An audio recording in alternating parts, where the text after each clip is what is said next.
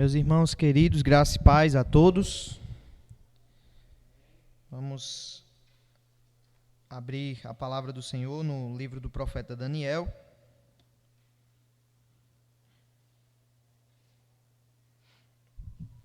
No capítulo 1. E vamos ler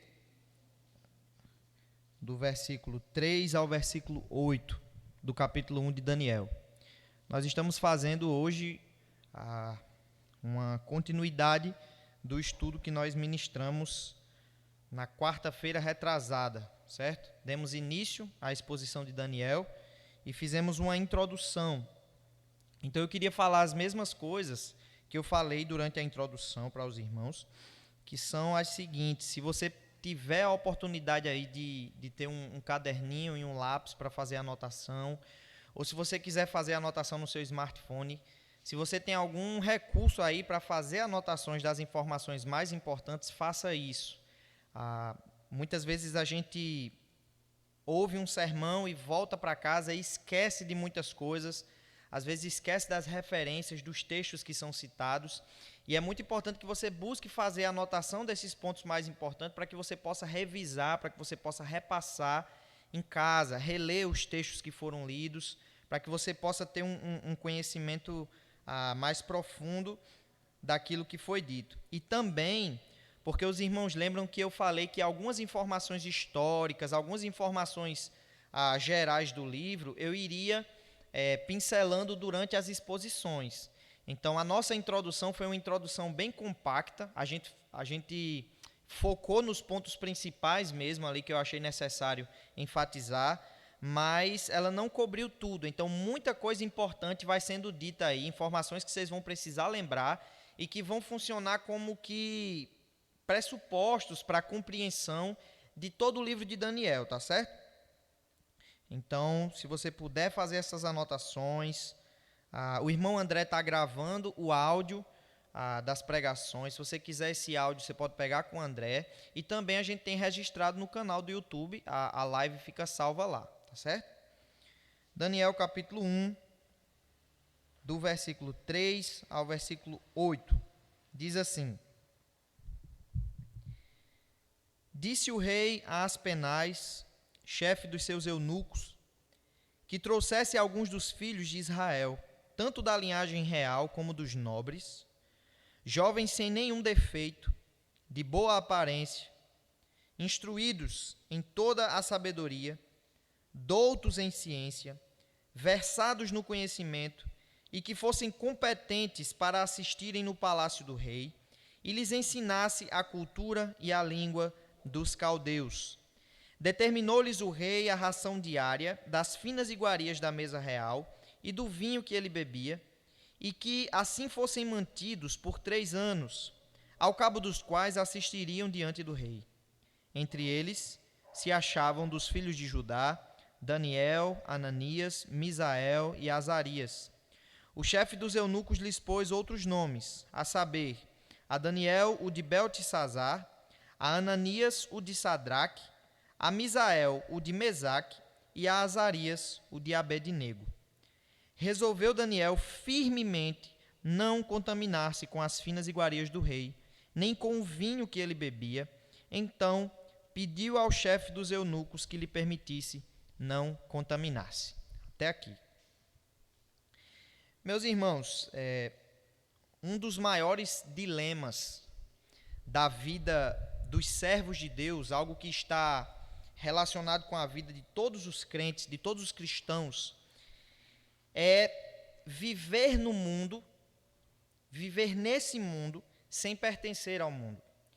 Então, à luz desse texto, nós vamos estar trabalhando o tema vivendo com os pés no chão, mirando as coisas do alto. Como é que eu posso viver estando com os pés no chão, estando neste mundo, mas não permitindo que o meu coração esteja nesse mundo? Como é que eu posso viver nesse mundo mirando as coisas do alto? Como o apóstolo Paulo nos ordena fazer, né? Olhai as coisas do alto. Todo aquele que confia em Cristo como seu suficiente Salvador, ele crê que foi desarraigado desse mundo perverso. É o que as Escrituras nos dizem. que Cristo ele nos desarraigou desse mundo. O que é que significa desarraigar? Significa tirar a nossa raiz. Imagine uma árvore que é plantada em determinado lugar e aquela árvore é arrancada daquele lugar. Então, Cristo, ele morreu por nós, ele fez propiciação por nós para nos desarraigar deste mundo perverso. É aquilo que as Escrituras nos dizem. O apóstolo Pedro nos trata como peregrinos, como pessoas que estão nesse mundo de passagem. Ele não é mais a nossa pátria. Nós não somos desse mundo. Mas ao mesmo tempo em que nós podemos afirmar que nós não somos desse mundo, as Escrituras, elas nos dizem que nós estamos nesse mundo e nós temos que viver nesse mundo. E ela nos dá regras, ela nos dá leis e mandamentos para guiar, para dirigir a nossa vida nesse mundo. Então nós vivemos nesse dilema. Enquanto nós não formos levados à presença de Cristo Jesus, enquanto nós não estivermos na Nova Jerusalém, nós estaremos habitando, até que o Senhor nos leve, né? Nós estaremos habitando nesse mundo perverso. E ele vai ser o lugar da nossa habitação durante um bom tempo. Nós não somos mais do mundo, mas nós estamos nele. A pergunta é, como é que nós podemos viver corretamente, levando em consideração essas duas verdades? De que maneira essa consciência do crente, de que maneira essa perspectiva tão original, né, tão particular do servo de Deus, é uma perspectiva que o mundo não tem, de que maneira essa certeza de que nós estamos aqui, mas não pertencemos a esse mundo, deve guiar a nossa vida? O que é que isso influencia de forma prática? Então, os versículos que nós lemos do livro de Daniel, eles vão falar um pouco sobre isso, eles vão nos dar instruções, princípios valiosos sobre qual deve ser a nossa atitude diante dessa realidade. Mas antes de nós darmos início a uma exposição propriamente dita do texto, nós vamos definir aqui mais detalhadamente alguns conceitos que são muito importantes para a compreensão dessa passagem, mas não somente dessa passagem, mas de todo o livro de Daniel. São dois conceitos importantes que nós já definimos de uma forma histórica, nós já falamos sobre o exílio e sobre a Babilônia de uma forma histórica, mas nós precisamos entender que esses dois conceitos, o conceito de exílio e de Babilônia, eles não são apenas conceitos históricos nas Escrituras, mas também conceitos doutrinários e teológicos. Existe um fundamento teológico por trás do exílio e por trás da Babilônia. E a gente precisa ter essa compreensão mais abrangente desses conceitos para que a nossa interpretação do livro não seja prejudicada pela falta dessa compreensão.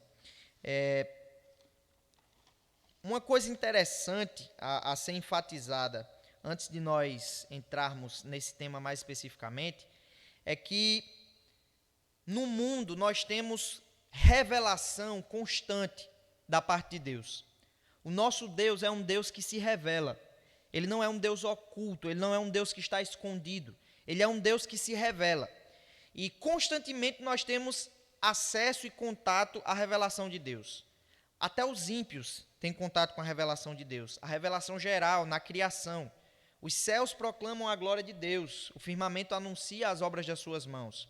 O apóstolo Paulo diz que Deus ele se faz conhecer desde o princípio do mundo por meio das coisas que foram criadas e que os atributos invisíveis dele são revelados por meio das coisas que foram criadas.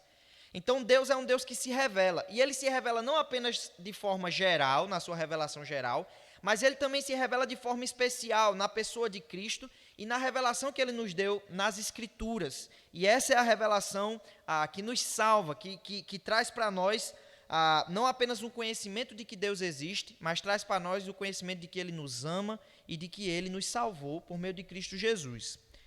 O teólogo holandês, um importante teólogo reformado holandês, chamado Herman Bavinck, ele, na teologia sistemática dele, ele chama a atenção para um fato bem interessante acerca dessa revelação de Deus. Ele chama a atenção para duas coisas na revelação de Deus que estão sempre aparecendo, sempre transparecendo e que estão se relacionando constantemente na revelação que Deus nos dá de si mesmo, desde a queda do homem. Esses dois elementos, eles estão presentes tanto na revelação geral quanto na revelação especial. Essas duas revelações que eu falei. E aí eu queria um pouquinho de paciência sua, porque eu vou citar aqui as palavras de Bavinck, tá certo? Eu vou ler aqui a passagem da teologia sistemática dele. E eu queria que você prestasse bastante atenção, porque o que ele fala aqui é muito importante para a compreensão do que vem a seguir. Olha só o que ele diz. Nós vivemos em um mundo estranho, um mundo que nos apresenta tremendos contrastes, o alto e o baixo, o grande e o pequeno, o sublime e o ridículo, o bonito e o feio, o trágico e o cômico, o bem e o mal, a verdade e a mentira. Tudo isso é encontrado em um interrelacionamento insondável. A seriedade e a vaidade da vida se agarram a nós.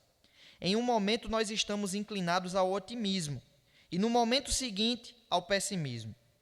O homem que chora está constantemente dando motivos ao homem que ri. O mundo todo conserva o bom humor que poderia ser melhor descrito como um sorriso entre lágrimas. A causa mais profunda desse presente estado do mundo é essa. Por causa do pecado do homem, Deus está constantemente manifestando sua ira e, ao mesmo tempo, movido pelo seu próprio prazer, revelando também sua graça. Nós somos consumidos pela sua ira e saciados com a sua benignidade. Salmo 90, 7, 14. Não passa de um momento a sua ira, o seu favor dura a vida inteira. Ao anoitecer pode vir o choro, mas a alegria vem pela manhã. Salmo 30, versículo 5. A maldição e a bênção são tão singularmente interdependentes que às vezes uma parece transformar-se em outra. Trabalhar no suor do rosto é maldição e também é bênção.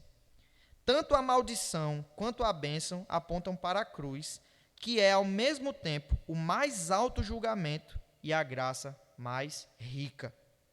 Isso acontece porque a cruz é o centro da história e a reconciliação de todas as antíteses.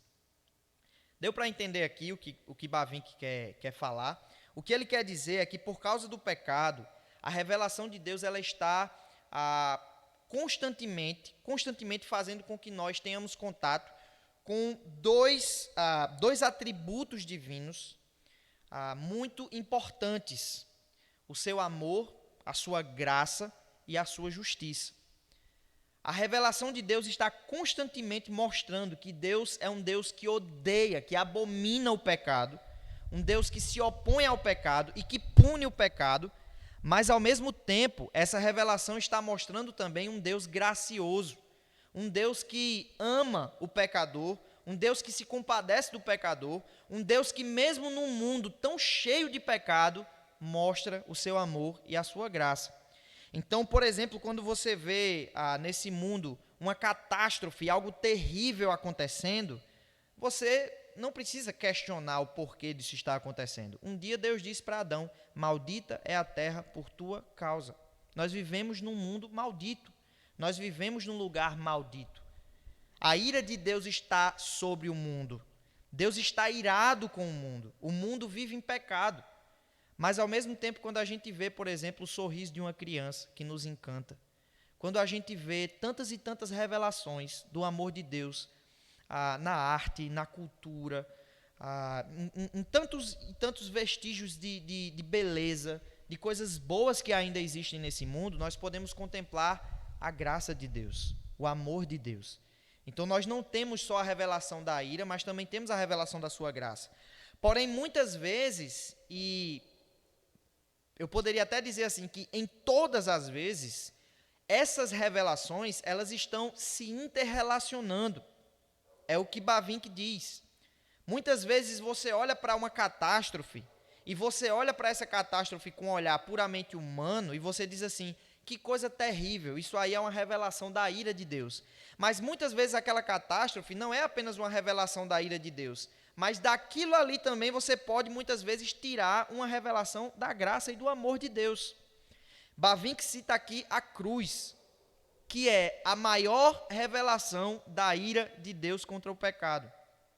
A crucificação de Cristo é a maior revelação da ira de Deus, porque ele abandonou a Cristo e puniu o Senhor Jesus por causa dos meus pecados. Todo aquele sofrimento ali que Jesus passou, não pense que foi idealizado e projetado pelos fariseus ou pelos romanos. Não. Quem estava por trás de tudo aquilo ali era o próprio Deus, trucidando, moendo o seu filho. Isaías diz, ao Senhor agradou moê-lo, fazendo-o enfermar. Ou seja, você consegue imaginar isso? O pai se agradando de moer o filho, o pai se agradando de destruir o seu filho, porque quando ele olhou para Cristo, ele viu o meu pecado. Ele não viu a santidade de Cristo, ele viu o meu pecado. Ele foi separado de Deus, abandonado de Deus. Mas ao mesmo tempo, naquela tragédia horrível, nós temos a revelação mais perfeita e preciosa do amor de Deus, da sua graça, do seu cuidado,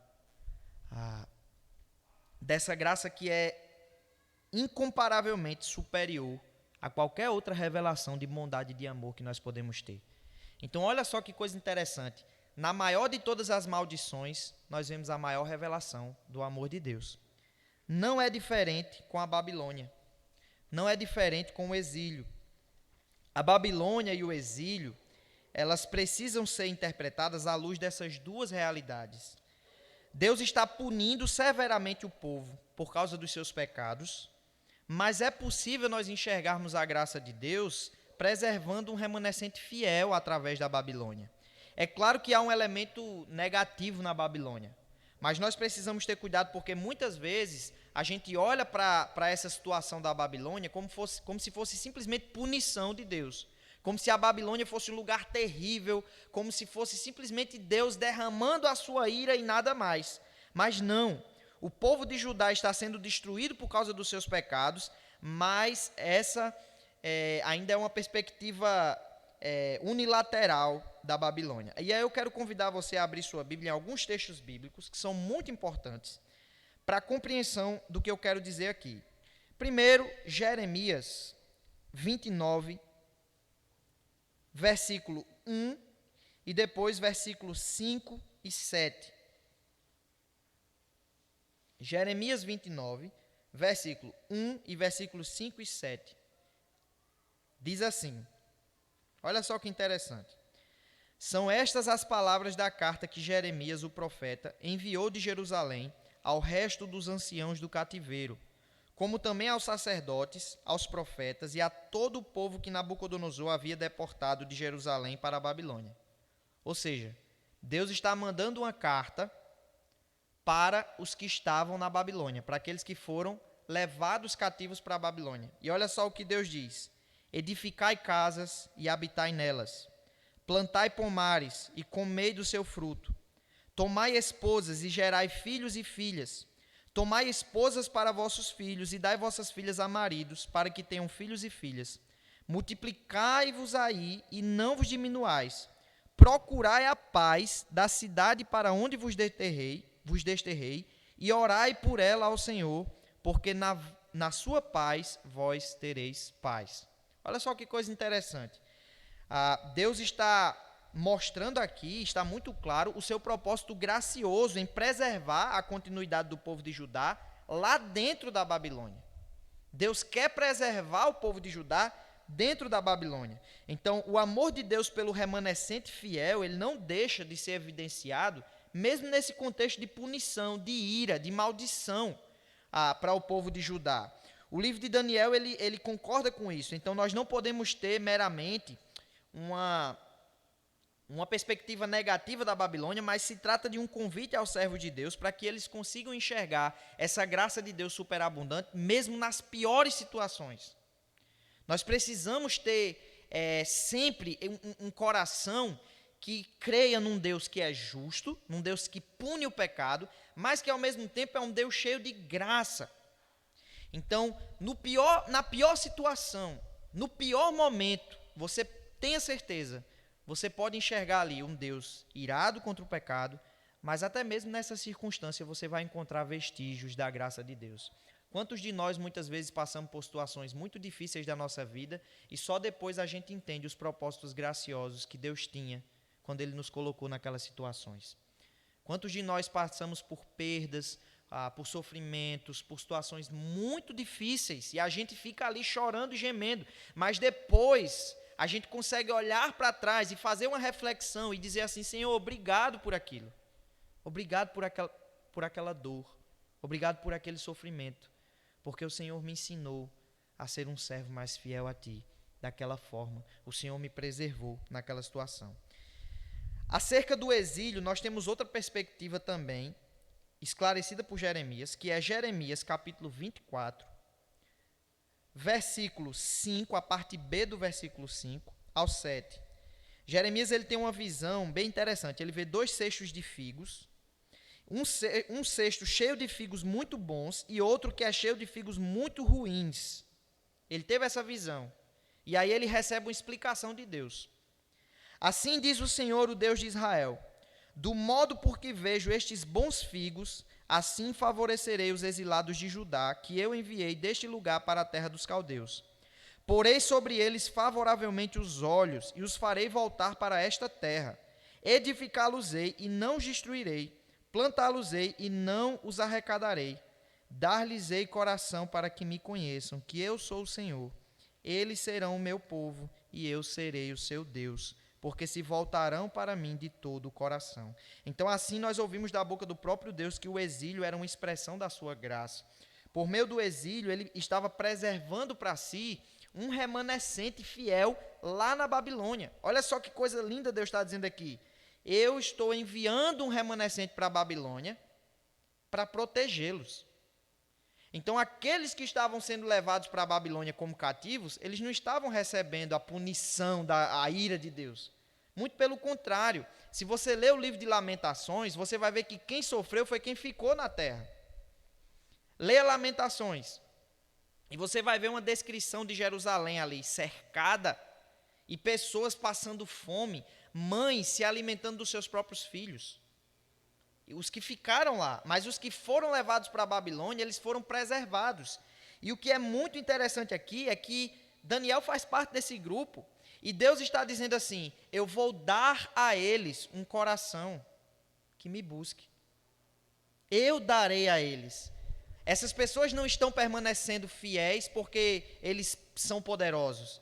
Eles não estão sendo preservados porque são fiéis. Não, eles estão sendo preservados para serem fiéis.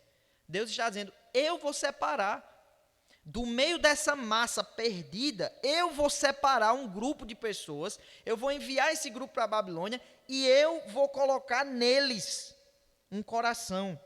Eu vou dar a eles um coração para que me conheçam que eu sou o Senhor. Eles serão o meu povo e eu serei o seu Deus, porque se voltarão para mim de todo o coração. Isso aqui, meus irmãos, é um argumento muito forte, né? Em favor da doutrina da eleição. Porque Deus está dizendo: eles vão me buscar de todo o coração, mas antes ele disse: eu vou dar um coração a eles que me conheçam. Então, eles buscaram porque Deus lhes deu um coração que o conhece. Então, quem está preservando esse remanescente unicamente por graça é Deus, não porque eles tenham feito nada para merecer. Então, não pense que Daniel foi preservado por Deus porque foi íntegro. Nunca diga isso. Daniel foi salvo porque foi íntegro. Deus amava Daniel porque ele era íntegro. Não, Daniel foi íntegro porque Deus amou Daniel. Daniel tinha um coração puro porque Deus deu um coração puro. Daniel permaneceu fiel porque Deus deu um coração a ele fiel. Então, quem é o grande autor dessa história não é Daniel, não é Sadraque, Mesaque, Abednego, é o próprio Deus.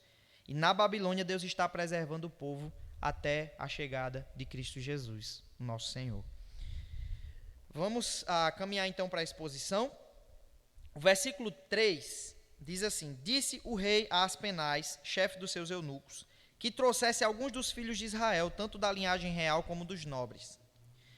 Há aqui uma ordem do rei Nabucodonosor dirigida ao chefe dos seus eunucos. E muitos, ao expor essa passagem, eles buscam sustentar que Daniel e os seus amigos haviam sido castrados, porque eles exerciam o papel de eunucos, né? Então, muitos comentaristas vão dizer que eles eram castrados, fazem essa inferência.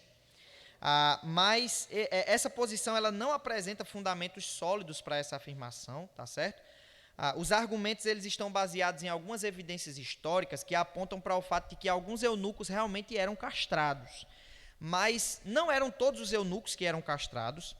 Geralmente os eunucos que eram castrados eram os eunucos que cuidavam do harém do rei. E você já sabe por que eles eram castrados, né? Eles cuidavam das mulheres do rei. Então o rei não ia correr o risco de ter um problema com esse cara. Então o rei vai lá e castra esse eunuco. E eles tinham que ter aspectos femininos. Mas Daniel não tinha essa função de cuidar do harém do rei. Então nem todos os eunucos eram castrados. E outra coisa é que a mesma palavra que é usada aqui para eunuco, que descreve aqui Daniel e os jovens que estavam ali a serviço do rei, ela é usada, por exemplo, no livro de Gênesis para Potifar. E Potifar tinha uma esposa, ele não era castrado. A mesma palavra é usada para ele. Então, se você já ouviu aí algum pregador afirmando assim, não, Daniel era castrado, tenha muito cuidado com isso, porque pode ser que um dia você chegue na glória e Daniel diga assim, rapaz, que história é essa? Você estava falando que eu era castrado. Isso nunca aconteceu, não. O outro motivo é que Nabucodonosor, ele queria conquistar aqueles jovens. Ele queria conquistar a lealdade daqueles jovens. Nabucodonosor ele não queria destruir o povo de Jerusalém. Ele queria simplesmente subjugar. Ele não destruiu nações. A Babilônia não destruía nações, ela subjugava. Então ele trouxe jovens da nobreza e ele educa esses jovens em toda a cultura da Babilônia. Ele dá conhecimento. Ele dá manjar da mesa do rei para esses jovens. Então não faria sentido que, querendo conquistar a lealdade desses jovens, ele dissesse, pronto, agora eu vou castrar vocês. Não faz sentido, isso seria algo muito doloroso, seria um sofrimento muito grande. Esses jovens passariam a vida toda tendo ódio de Nabucodonosor. Ele queria conquistar, então não faz sentido que eles tivessem sido castrados. Eu já vi muitos pregadores dizerem isso, por isso que eu estou trazendo aqui essa consideração. Mas, ao lermos esse terceiro versículo, nós também precisamos nos questionar sobre qual seria o objetivo do rei Nabucodonosor ao ordenar que esses jovens fossem trazidos para a Babilônia. Nós sabemos, à luz da passagem, que Daniel e seus amigos faziam parte de um grupo de jovens pertencentes à aristocracia de Judá, certo? Nós vemos aí que eles eram jovens nobres. Ou eles eram da família real, ou eles faziam parte de círculos familiares ali da alta sociedade de Judá. Calvino ele chama a atenção para alguns objetivos que provavelmente o rei possuía para dar essa ordem. O primeiro objetivo do rei era evidenciar que era ele quem estava no controle. Então, ao levar os utensílios do templo e os jovens mais proeminentes de Judá para a Babilônia, o rei ele está buscando, a partir dessas atitudes, demonstrar que ele agora tem o controle de Judá. Eu estou levando aqui os jovens mais importantes da família real, estou levando aqui os utensílios do templo, quem manda aqui agora sou eu. O segundo objetivo é que o rei utilizaria esses jovens como reféns. Como? O rei ele esperava que, pelo fato de aqueles jovens serem de linhagem real, eles eram da família real e muitos outros filhos de nobres, dificilmente essas pessoas iriam se voltar contra a Babilônia ou quererem lutar contra a Babilônia, porque os seus filhos estavam ali. Então, no momento que acontecesse ali, não, vamos destruir a Babilônia, mas quem é que vai reinar? Se os filhos do rei estão lá. Quem é que vai assumir liderança se nós morrermos? Porque a nossa nobreza, os nossos jovens, o futuro da nação está lá na Babilônia. Eles podem matar esses jovens. Então, pode ser esse um dos objetivos. E o terceiro objetivo apontado por Calvino, ele é o mais sutil. O rei ele esperava que, ao conceder àqueles jovens os privilégios de serem educados na cultura dos caldeus, de receberem nomes babilônicos e de desfrutarem das finas iguarias reais, esses jovens eles se tornariam traidores da nação de Judá. Através da sedução de serem tratados com honra pelo império dominante no mundo da época, esses jovens seriam instrumentos nas mãos de Nabucodonosor para voltarem a Judá e estabelecerem ali um ambiente pacífico de submissão à Babilônia. Portanto, seriam bem recebidos pelo povo, por serem judeus de nascimento, porém teriam dentro de si corações seduzidos pela Babilônia. Então, esses jovens eles seriam judeus, mas eles foram culturalizados. A Babilônia foi colocada no coração deles. E quando eles voltassem para Judá e eles fossem reinar, não seriam mais judeus. Seriam cidadãos da Babilônia, formados na Babilônia, que tinham um coração na Babilônia. Então, era como se ele quisesse recrutar esses jovens para serem babilônicos. O versículo 4 diz que tinham que ser jovens sem nenhum defeito, de boa aparência, instruídos em toda a sabedoria, doutos em ciência, versados no conhecimento e que fossem competentes para assistirem no palácio do rei e lhes ensinasse a cultura e a língua dos caldeus. Então, olha só essas características que foram exigidas por Nabucodonosor. Eles tinham que ser jovens, provavelmente isso indica adolescentes, não é possível se especificar aqui as idades, tá certo? Eles tinham que ser sem nenhum defeito, e essa terminologia ela era mais comumente usada para os sacrifícios no Antigo Testamento. Sem nenhum defeito. Isso indica a ausência de defeitos na condição física. Eles não podiam ter uma unha encravada, eles não podiam ter qualquer defeito. Se tivesse qualquer defeito, eles não iriam para lá. Eles tinham que ser jovens bonitos, de boa aparência, tinham que ser agradáveis, atraentes aos olhos, instruídos em toda a sabedoria, e aqui nós não temos uma referência à mera aquisição de conhecimento, mas à capacidade de aplicar de maneira prática os princípios éticos apreendidos.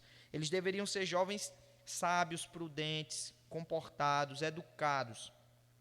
E eles tinham que ser doutos em ciência, eles tinham que possuir um vasto conhecimento, e aqui sim nós temos uma referência ao conhecimento adquirido através de pesquisa, de estudo. Eles tinham que ser jovens estudiosos, versados no conhecimento, e aqui eu concordo com Calvino quando ele diz que uma tradução melhor para isso aqui seria eloquentes, porque versado no conhecimento e douto em ciência são sinônimos, então não faz sentido repetir a mesma coisa.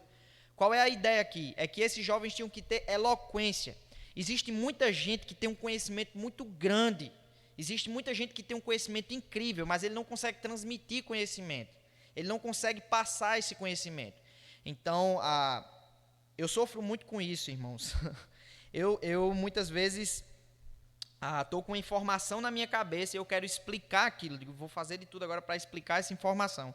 E às vezes falta palavra, falta desenvoltura para você conseguir explicar algo complicado. Talvez você já tenha passado por isso. Então, a eloquência é a capacidade de você colocar para fora aquilo que está dentro de você de uma forma compreensível, agradável e que domine aqueles que estão lhe ouvindo. Esses jovens tinham que ter essas características. E eles tinham que ser competentes para assistirem no palácio do rei. Como consequência dessas características, esses jovens eles seriam considerados competentes para servirem como oficiais no palácio do rei. Os versículos 5, 6 e 7 dizem que esses jovens tinham que ser instruídos na cultura e na língua dos caldeus. Eles passariam por uma imersão, certo, profunda na cultura babilônica, enchendo as mentes deles com a língua e a vasta literatura caldeia. Mas não apenas isso. Os versículos 5, 6 e 7 vão falar que o rei determinou para eles uma ração diária, ou uma alimentação diária, das finas iguarias da mesa real. Então, esses jovens estariam recebendo um privilégio imenso. Eles estariam fazendo parte da mesa do rei, do maior império da sua época. Então, o rei está oferecendo para eles uma honraria que não era muita gente naquela época que tinha acesso. Esses jovens comeriam da mesma comida do rei. O que o rei comia, o melhor que existia na época, esses jovens também iriam comer. Ele fala que dentre esses se encontravam Daniel, Ananias, Misael e Azarias, e ele muda o nome desses jovens. Aqui nós temos algumas tentativas de Nabucodonosor de absorver esses jovens pela cultura, aquilo que eu estava falando antes. Primeiro, ele faz uma imersão desses jovens na língua e na cultura babilônica. Ele faz com que esses jovens estejam imersos ali, constantemente, aprendendo sobre a língua e a cultura da Babilônia. Depois, esses jovens vão ter a honra de desfrutar das finas iguarias e do vinho da mesa do rei, e depois ele muda o nome. O nosso nome é aquela coisa que mais diretamente está ligada à nossa identidade, ao nosso nome. Então, quando eu mudo o seu nome, é como se eu estivesse dizendo assim, você agora é outra pessoa. Você não é mais quem você era antes. Agora você é um cidadão babilônico, e eles recebem nomes babilônicos. Todos os nomes deles apontavam para Deus, tinham uma ligação com Deus. Mas agora eles têm nomes que os estudiosos vão dizer aqui, alguns comentaristas, que esses nomes chamam a atenção para alguns deuses da Babilônia. os nomes que Nabucodonosor dá para eles. Então, a partir desses artifícios, ele está buscando seduzir esses jovens a se tornarem babilônicos. É muito fácil a gente esquecer da nossa antiga realidade quando nós somos envolvidos por circunstâncias que nos fazem sentir importantes e plenamente supridos. É só você pensar num jovem que sai do Brasil para estudar nos Estados Unidos. Geralmente ele vai querer se naturalizar americano. Se você mora no Brasil e você vai para os Estados Unidos, que é uma cultura bem diferente da nossa em muitos aspectos, questão de educação, de leis e bem superior, quando você chega lá, você diz assim, nunca mais eu volto para o Brasil. Eu quero me naturalizar americano. Isso acontece muito hoje. Basta um jovem que mora no interiorzinho vir para a capital, não precisa ir para os Estados Unidos, não. Um jovem de interior cresceu ali comendo cuscuz com farinha, aí quando ele vem para a capital, ele agora é intelectual, ele já não tem... Quando ele volta para o seu interiorzinho, ele percebe que há uma realidade completamente diferente. Ele vê um povo atrasado, ele diz assim, não, isso aqui não faz mais parte da minha vida. Então ele quer ficar naquela realidade superior, que ele considera superior. A mudança dos nomes, a gente vê que eles passam a ter destaque, eles são apresentados com outros nomes, né? Por exemplo, Daniel significa Deus é meu juiz, Ananias, o Senhor é gracioso, Misael, quem é como Deus, e Azarias, o Senhor é ajudador. Todos esses nomes foram dados pelos judeus e fazem referência ao Senhor. Então Nabucodonosor diz, não, vamos mudar isso aí, vamos mudar. E Nabucodonosor dá a esses jovens nomes babilônicos, que tem muita controvérsia com relação à tradução, mas como eu disse, eles fazem referência às divindades Marduk, Bel e Nebo, da Babilônia. Nós não sabemos traduzir, mas há indícios de que esses nomes desses deuses babilônicos estejam aí presentes no nome deles, que Nabucodonosor deu. Último versículo, versículo 8, diz assim, resolveu Daniel firmemente não contaminar-se com as finas iguarias do rei, nem com o vinho que ele bebia. Então pediu ao chefe dos eunucos que lhe permitisse não contaminar-se. A gente vê aqui que Daniel, ele percebeu que ao participar do manjar oferecido pelo rei, ele estaria contaminando a si mesmo. É isso que o texto diz. Alguns buscam fundamentar essa renúncia de Daniel em participar do manjar, dizendo que é porque aquele manjar tinha algumas comidas que eram proibidas pela lei judaica. Mas eu acho esse argumento muito vazio, porque Daniel poderia escolher o que comer. Então, não necessariamente ele ia comer as comidas proibidas pela lei. Poderia ser que tivesse ali comidas que eram permitidas. E a gente não encontra essa verdade sendo afirmada no texto. Muito pelo contrário, a gente vê Daniel ali se envolvendo com a cultura dos caldeus, né, com a cultura babilônica, mas chega um momento que ele para, reflete e diz, não, disso aqui eu não vou participar. E ele pede, por exemplo, para ser alimentado só com legumes e água. Ele poderia dizer assim, eu quero ser alimentado com as coisas que a minha lei permite. Você pode conseguir isso, mas não, ele quer se abster completamente de qualquer alimento. Ele diz assim, eu quero legume e água, é o que eu quero comer. Aqui na Babilônia, o que eu quero comer é legume e água, ele e os seus amigos. O contexto da passagem, ele nos leva a entender que há uma razão muito mais abrangente pela qual Daniel ele recusa participar daquele banquete. Ele provavelmente conseguiu lidar muito bem com os outros dois artifícios utilizados pelo rei, a mudança do nome, a imersão na língua e na cultura. Adquirir conhecimento e ter o nome modificado não foram para ele tentações difíceis de resistir, a ponto de o levarem a esquecer-se do seu povo. Porém, aquele banquete, especificamente, se apresentou como sendo uma tentação, a qual Daniel jamais conseguiria resistir sem negar a Deus. Participar daquela mesa significaria dever favores à Babilônia. Ele já não estava mais sendo obrigado a algo, ele não estava sendo obrigado a ser instruído, obrigado a ter seu nome mudado, mas era como se o rei estivesse dando ali um presentinho, como se o rei estivesse dizendo assim, olha só como eu sou bondoso, olha só o que eu faço de bom por vocês, olha só como eu sou um rei bondoso, vocês estão comendo da comida da mesa real. Então, Daniel entendeu que se ele comesse daquela comida, ele estaria traindo o seu povo. E para o judeu, um banquete é algo muito importante. No contexto judaico, comer junto significa comunhão. significa compartilhar. Uma refeição para o judeu não é meramente você se sentar para comer. Quando você participa de um banquete para o judeu, significa comunhão, significa partilhar. É por isso que grandes comemorações no contexto judaico, elas são feitas com comida. Às vezes festas religiosas são feitas com comida. A própria ceia do Senhor é um banquete onde a gente celebra a nossa comunhão. Então, nós precisamos ter muito cuidado com isso. Daniel ele não estava interessado em angariar lucros e benefícios da Babilônia. O interesse dele, primordial, era agradar ao Deus dos céus. Quando Belsazar ofereceu prêmios a Daniel para que ele interpretasse a escritura misteriosa na parede, a gente vai ver isso lá na frente, Daniel disse ao rei: os teus presentes fiquem contigo, e dá os teus prêmios a outro. Todavia, lerei ao rei a escritura e lhe farei saber a interpretação. O rei diz assim: se quem interpretar vai ganhar vários presentes e tal. Daniel disse: não, pode ficar. Eu não estou interessado nisso. Então, vamos para as aplicações, para a gente concluir. Vão ser só 3 aplicações. A primeira aplicação é: precisamos buscar sempre enxergar a graça de Deus em todas as coisas.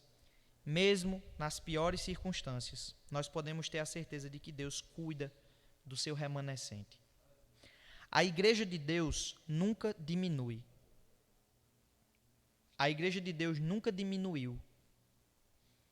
Nunca houve um crente que foi tirado da igreja de Deus, porque Deus preserva o seu remanescente. Então, muitas vezes a gente vê, por exemplo, momentos de pandemia, né? E a gente vê tanta gente se afastando da igreja. Pessoas que se acostumaram a ficar longe da igreja. Você sabia disso? Eu sou líder de uma congregação, os irmãos sabem disso. E é muito difícil você, muitas vezes, lidar com uma situação como essa de pandemia, onde numa igreja pequena, uma congregaçãozinha pequena, onde antes da pandemia nós estávamos recebendo um número grande de visitantes e pessoas ali interessadas em conhecer mais do Senhor. De repente chega a pandemia, a gente não pode se reunir, e quando volta agora aos cultos, você tem uma diminuição muito grande do número de pessoas, porque muitas daquelas pessoas simplesmente se acostumaram em ficar em casa, se acostumaram em não participar do culto, se acostumaram em não fazer parte da comunhão dos santos. E muitas vezes você fica assim: nossa, a igreja, os irmãos estão se desviando, a igreja vai sofrer, será que essa igreja aqui vai... Meu irmão, o povo de Deus, ele nunca diminui. No meio da pior sociedade possível, no meio da Babilônia, da cultura mais hostil, Deus preserva o seu remanescente. Mesmo que pareça impossível você olhar para um lugar e dizer assim: rapaz, ali não tem nenhum crente. Deus preserva o seu remanescente. Seja onde for, Ele preserva. E mesmo quando o seu remanescente tenta fugir dele, Ele vai atrás. E Ele traz de volta. Ele não permite que Jonas faça o que quer. E Ele manda um peixe para engolir Jonas. Não porque Ele odiasse Jonas, não porque Ele queria simplesmente destruir Jonas, não. Aquele peixe foi uma revelação imensa da graça de Deus. E lá no ventre do peixe, Jonas entendeu isso e faz um hino de louvor a Deus, só citando o Salmo, dizendo: Senhor, obrigado porque o Senhor livrou a minha alma da morte. Ele vê aquilo ali como graça, não como maldição. Então, nós precisamos, irmãos, nas piores circunstâncias, nos tempos mais difíceis, nos momentos mais difíceis, ter um coração dedicado em enxergar nessas circunstâncias o amor de Deus por nós. Esses dias um cara bateu no meu carro. Eu tão empolgado, não era, André? Rapaz, André, meu irmão, vou vender o Golzinho para comprar algumas coisas, vai dar certo, empolgado, vou vender o carro. Essa semana, André, a gente vai trocar a correia, vai dar certo e tal. E fui dormir lá em Pé do Galo, o carro aqui em Natal, fui dormir, digo: coisa boa, vou vender o carro. E com 5 minutos de sono, meu pai liga: rapaz, um cara acabou de bater no teu carro aqui na frente e fugiu. Aí eu digo: meu Deus. O senhor está tirando onda, né, pai? Ele disse: não, estou falando a verdade. O cara bateu aqui, mandou as fotos do carro. E eu fiquei pensando e eu digo: Senhor, eu sei que o Senhor tem alguma coisa muito boa para me ensinar nesse momento. E aí eu lembrei que eu não tinha colocado diante do Senhor em oração as negociações que eu estava pensando em fazer com o carro. E eu digo, Senhor, obrigado por ter feito isso, por ter permitido que isso acontecesse. Porque o Senhor me mostrou que não depende de mim. Nós conseguimos fazer algo muito melhor, de uma forma muito mais prazerosa com aquilo. Então, nas piores circunstâncias, Deus tem algo da sua graça a nos mostrar. Exercite isso. Segunda aplicação, nós não somos amados porque nós somos santos, porque nós somos justos, mas nós nos tornamos santos e justos porque Deus nos ama. Nós precisamos entender, os exilados, eles receberiam um coração disposto a servir a Deus. Não pense que você é preservado por Deus porque você é justo. Porque muitas vezes a gente fica tentando barganhar com Deus. A gente fica assim, Senhor, olha, eu estou indo para a igreja, eu estou orando, eu estou lendo a Bíblia, eu estou permanecendo fiel. Olha para mim, me abençoa, cuide de mim, Senhor. Não, meu irmão. Você não pode ter essa mentalidade. Porque se você tem permanecido fiel, se você tem conseguido cumprir com seus deveres para com a igreja, para com a obra do Senhor, saiba que você já tem motivos para dizer assim, Senhor, obrigado, porque o Senhor tem me preservado. Porque o Senhor tem me dado um coração fiel. E nos momentos em que você se encontrar fraquejando, diga assim, Senhor, tem misericórdia de mim e me dá um coração que te ame. Porque eu sei que só o Senhor pode fazer isso comigo. Daniel não era um homem prudente, santo e fiel por causa de si mesmo. Daniel era um homem pecador, fraco. A descrição que Jeremias faz do coração humano era do coração de Daniel. Enganoso é o coração, mais do que todas as coisas, e desesperadamente corrupto. Isso é o coração do homem, é desesperadamente corrupto, enganoso mais do que todas as coisas. Não há nada que seja mais enganoso, mais corrupto, mais sujo, mais imundo do que o meu e o seu coração. Então, no momento que você enxergar qualquer coisa boa saindo de dentro do seu coração, saiba que não vem de você. Foi o Senhor que colocou. E só Ele pode conceder um novo coração. Isso é algo que traz esperança para nós, não só com relação à nossa própria vida, mas também com relação à nossa igreja. E isso é muito importante para mim, na minha condição de missionário, por exemplo. Porque muitas vezes eu me vejo, por exemplo, lá em Pé do Galo, e a gente faz trabalhos evangelísticos, visita famílias e prega o evangelho, e é muito difícil você conseguir enxergar os frutos surgindo. Muita gente acha que você fazer missões é você ir para determinado lugar e você vai pregar e vai se converter 200, 300, 400 pessoas. Quando acontece um avivamento, o que é algo extraordinário, não é algo que acontece sempre, realmente nós temos muitos e muitos relatos na história da igreja. Mas você tem relatos de missionários que foram para determinadas tribos e que morreram antes de chegar lá. E alguns que foram e pregaram a vida toda, não se converteu ninguém. E às vezes depois da morte dele, aí sim começam a surgir os frutos daquela palavra. Porque não depende do pregador, não depende de mim. Você não pode colocar um coração novo dentro de alguém. Você não pode. Então, quando nós pregamos o evangelho, essa nossa pregação, ela deve estar sempre acompanhada da convicção de que quem transforma aquele coração de pedra num coração de carne é o Senhor. Então isso deve nos trazer paz, por exemplo, com relação aos nossos familiares que não creem no Senhor e que muitas vezes a gente até mesmo desiste e cansa de pregar o evangelho para eles, muitas vezes.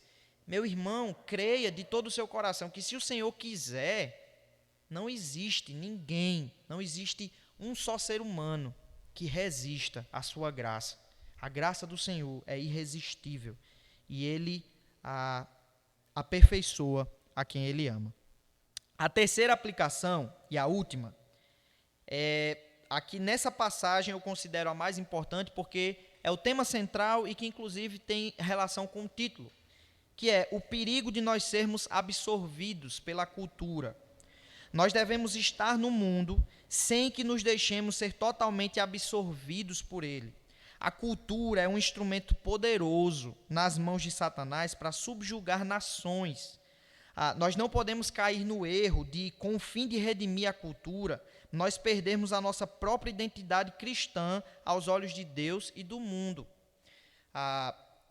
O movimento neocalvinista, que é um movimento muito importante na história do movimento reformado, da tradição reformada, e que inclusive Bavinck, o teólogo que eu citei, ele é considerado o teólogo, a mente teológica doutrinária do neocalvinismo.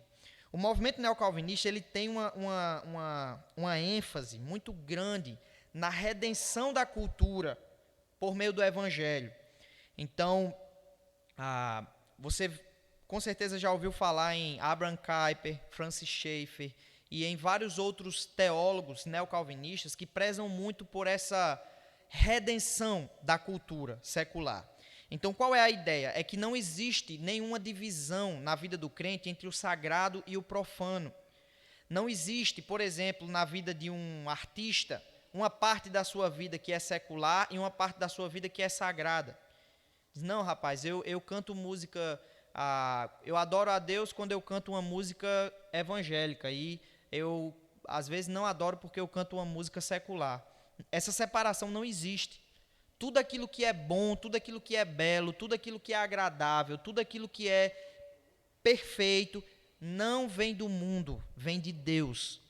Se você ouve uma música, por mais que essa música não fale de Cristo, por mais que essa música não seja baseada num texto da Bíblia, se aquela música é agradável, se ela expressa beleza, se ela é algo que traz alegria e não vai de encontro à palavra do Senhor, isso vem de Deus, isso é graça. Lembra que eu falei da revelação de Deus? Então nós conseguimos encontrar graça não só naquilo que os crentes fazem, mas também naquilo que ímpios muitas vezes fazem. A cultura tem muita coisa boa a nos oferecer. Diego, eu não concordo com isso não. Meu irmão, como é que você sabe que quem fez sua camisa não foi um homossexual? A camisa que você está usando agora, a roupa que você está usando, que você considera bonita, como é que você sabe que não foi um gay, um travesti, um espírita que fez? Então, coisas boas vêm inclusive de ímpios. E isso é em tudo. Talvez seja uma música. Rapaz, aquele cantor é um endemoniado. Aquilo ali, ok, mas pode ser que ele produza uma música muito boa. Existem músicas de cantores seculares que muitas vezes têm mais ligação com a Escritura do que muitas músicas de cantores gospel. Você pega uma música de Legião Urbana, um cara como Renato Russo, que passou muito problema com droga e que morreu de AIDS, e ele diz assim, é preciso amar as pessoas como se não houvesse amanhã. Isso é do diabo, isso é Satanás que está dizendo. Aí você pega uma cantora evangélica que diz assim, quem te viu passar na prova e não te ajudou, quando vê você na bênção vai se arrepender.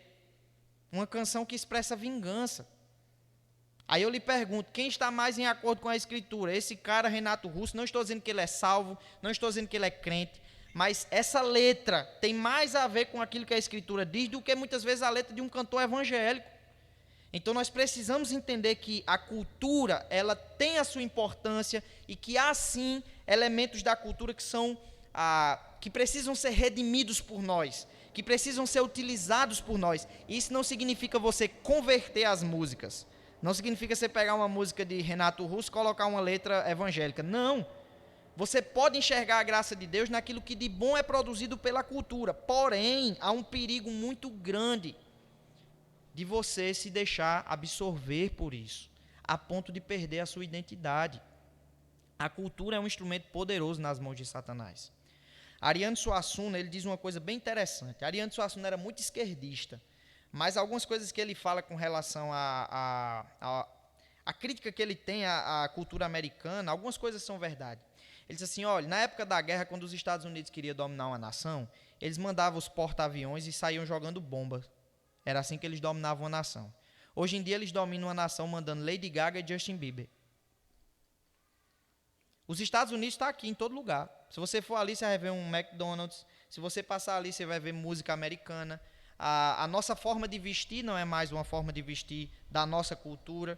Nós somos influenciados pela cultura americana. A cultura ela tem um poder de absorção, um poder de dominação muito forte. E se você não tomar cuidado, daqui a pouco você está querendo imitar o artista que você gosta, e aquele artista já não muda mais simplesmente o estilo de música que você quer ouvir, mas ele muda a forma que você se veste, ele quer mudar agora o seu pensamento, a sua forma de pensar, a sua forma de ser. Daqui a pouco você se deixou ser totalmente configurado à imagem e semelhança daquele artista, daquele pensador, daquele escritor que você tem lido, que você tem seguido. Então, nós precisamos ter essa sabedoria de interagir com a cultura, mas entender que muitas vezes Satanás está usando uma música, um ambiente, um contexto que nos leva para longe do nosso Senhor. Meu irmão, não há problema nenhum em você dançar forró, não há problema nenhum em você ouvir vários tipos de música. Mas muitas vezes você vai estar num ambiente onde está tocando uma música linda de Luiz Gonzaga, só que ao seu redor está um monte de gente ali se drogando, se prostituindo, fazendo tudo que não presta, e você está ali no meio dizendo assim, não, eu estou aqui redimindo a cultura. Não, você está exercendo comunhão com eles. Eu não estou, não. Eles estão no lugar deles, eu estou no meu. Não, meu irmão, você está junto, você está no mesmo ambiente. O ambiente expressa perversidade, baixaria. É isso que aquele ambiente significa. E você está ali junto daquelas pessoas, festejando, e com essa mentalidade, que é até muito orgulhosa da nossa parte. Não, eu estou aqui no meio de um monte de gente cega, que não entende nada da vida, mas eu estou aqui louvando ao Senhor. Então, tenha muito cuidado. Eu não estou nem aí para a minha forma de vestir. Eu louvo a Deus com a minha forma de vestir. Aí você olha para uma roupa que dentro de determinado contexto é usada por marginais. Você vê, um cara chega na rua com um bonezinho da Nike assim, na cabeça, aquela bermudinha assim, camisa determinado estilo, vem andando assim na rua. Você esconde o seu celular na hora. Não venha dizer que isso é preconceito. Isso não é preconceito, meu irmão. É porque 90% das pessoas que cometem assalto que eu conheço se vestem assim. Então você pode simplesmente dizer assim, peraí, não há nada de problema nessa forma de vestir, não há nada de errado nessa forma de vestir. Mas no meu contexto, isso aí significa algo. Eu concluo com isso. Os irmãos conhecem, por exemplo, a minha posição com relação à bebida alcoólica. Eu tenho uma posição muito firme com relação a isso, e ninguém é obrigado a pensar como eu, mas eu acho que é uma posição que exemplifica isso. A Escritura proíbe o uso de bebida alcoólica? Não. É pecado você tomar cerveja, você tomar bebida alcoólica moderadamente? Não, não é pecado. A Escritura não proíbe isso. Mas nós vivemos num contexto em que quando você chega para uma pessoa e diz assim, rapaz, você é crente? A primeira coisa que ela diz é assim, rapaz, eu não sou crente não, mas eu nem bebo nem fumo. Na nossa cultura, beber e fumar são duas coisas que são utilizadas pelas pessoas para dizer assim, não, eu sou uma pessoa boa, eu nem bebo, nem fumo, nem jogo. Aí imagine só você como um crente evangelizando no nosso país. Famílias que sofrem com violência doméstica por causa de bebida. Pessoas que muitas vezes passaram a vida inteira se destruindo na bebida. E você vai pregar para essa pessoa, no outro dia essa pessoa encontra você com um copo de cachaça na mão. Não, mas é moderadamente, irmão. Precisamos ter cuidado. Paulo fala lá em Corinto sobre comida sacrificada a ídolos, que era um elemento da cultura lá. Tinha o templo, eram sacrificados animais, daqui a pouco aquela carne ia ser vendida. Paulo diz, tem problema nenhum, pode comprar essa carne, o ídolo não existe. Mas ao mesmo tempo ele diz assim, se escandaliza o meu irmão, nunca mais comerei carne. Se eu descobrir que comer carne escandaliza o meu irmão, nunca mais comerei carne. Havia muitos que estavam dizendo assim, você está escandalizado porque eu estou comendo comida sacrificada a ídolo? É porque você é ignorante, é porque você não tem conhecimento. E aí Paulo diz assim, o saber ensoberbece, mas o amor edifica. Então, muitas vezes, essa nossa relação com a cultura, ela precisa ser refletida a ponto de demonstrar, às vezes, até amor por um irmão mais fraco. Eu escuto música secular, mas eu não sou louco de chegar, por exemplo, em Pé do Galo, com o meu carro na rua, um monte de gente que não conhece ao Senhor, que tem uma ideia de que quem escuta música do mundo, né, é descrente. Aí eu vou e digo assim, não estou nem aí. Boto lá no meu carro. Se eu quero alcançar essas pessoas com o evangelho, se eu quero criar pontes até essas pessoas, isso seria uma atitude estúpida da minha parte, seria burrice. Vou colocar aqui agora calcinha preta no meu carro, sair escutando calcinha preta lá em Pé do Galo. As pessoas iriam olhar e dizer, olha a qualidade do pastor da congregação. Aí eu digo assim, não, isso é porque eles são burros. Não, é porque você é burro. Porque você é burro, porque você está escandalizando pessoas. E muitas vezes isso acontece com a nossa família. Nós vamos querer pregar o evangelho e eles vão dizer assim, quem é você para pregar o evangelho para mim, se você vive como eu? E daqui que você consiga explicar que aquele manjar do rei que você está comendo não entrou para o seu coração, não mudou quem você é, vai demorar muito. Você perdeu a pessoa.